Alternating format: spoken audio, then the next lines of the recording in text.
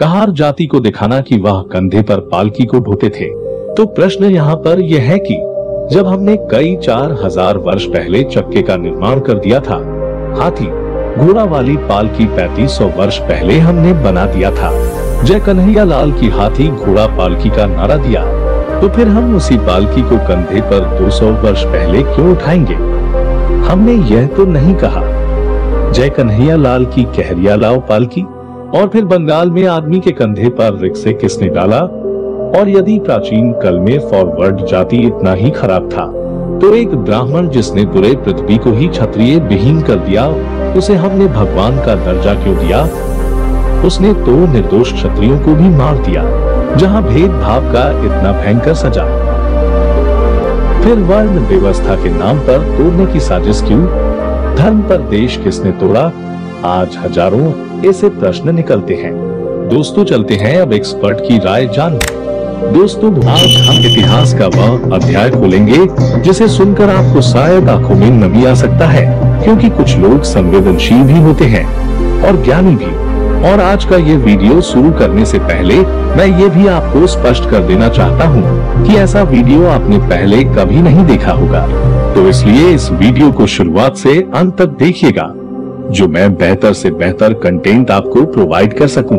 आप सब ध्यान दे तो शादी की कार्ड पर डोली के आगे और पीछे तलवार लिए कुछ लोग की चित्रांकन देखने को मिलेगा। समय बीतता गया और शब्दों में परिवर्तन होता गया। कहर से कहार बन गया। कहर टीम को जब डोली के साथ जाना ही था, तो इसलिए कुछ लोग डोली भी खुद ही उठाने का निर्णय लिए थे। यही इतिहास रहा है। वैसे महाभारत के भीष्म पितामह की दूसरी माता सत्यवती एक धीवर निषाद पुत्री थी। मगध सम्राट बाहुबली जरासंध महाराज भी चंद्रवंशी क्षत्रिय ही थे।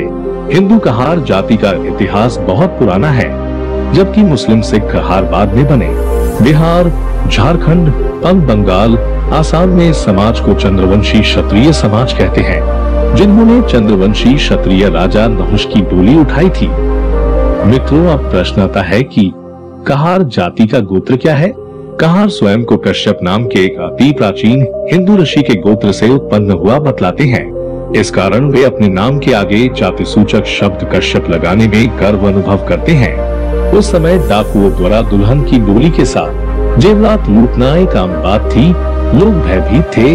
ऐसे में कहर टीम का गठन किया गया था। डोली लुटेरों की रक्षा हेतु दुल्हन की डोली के साथ कहर टीम जाती थी और उनकी रक्षा करते हुए मंजिल तक पहुँचते थे। कहार एक बहादुर और साहसी जाति है। पारंपरिक रूप से यह जाति अपने जीवन यापन के लिए प्राचीन काल से ही डोली या पालकी उठाने और उसकी रक्षा करने का कार्य करती आई है। इन्हें गोंड, गौड़, धुरिया कहार, मेहरा, धोई, चंद्रवंशी क्षत्रिय कहार आदि नामों से भी जाना जाता है। मित्रों अब प्रश्न आता है कि कहार कौन सी जाति में आते हैं? कहार भारतवर्ष में हिंदू धर्म को मानने वाली एक जाति है। इस समुदाय के लोग बिहार, पंजाब, हरियाणा और पश्चिमी उत्तर प्रदेश और मध्य प्रदेश में ही पाए जाते हैं। कहार की उत्पत्ति के विषय में कहा जाता है कि यह उन सप्त ऋषियों के वंशज है। मित्रों कहार को संस्कृत में सकरधार कहते हैं, जिसका तात्पर्य होता है जो अपने कंधे पर भार ढोता है।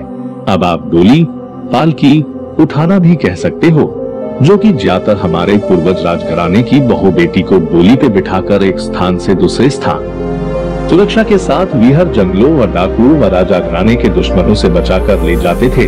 राजस्थान में कहारों के 3 उप समुदाय है, बुडाना, तुराहा और महार है। इनमें से अधिकांश उप समुदायों की उत्पत्ति राजस्थान में हुई है। तो आज के लिए बस इतना ही। धन्यवाद।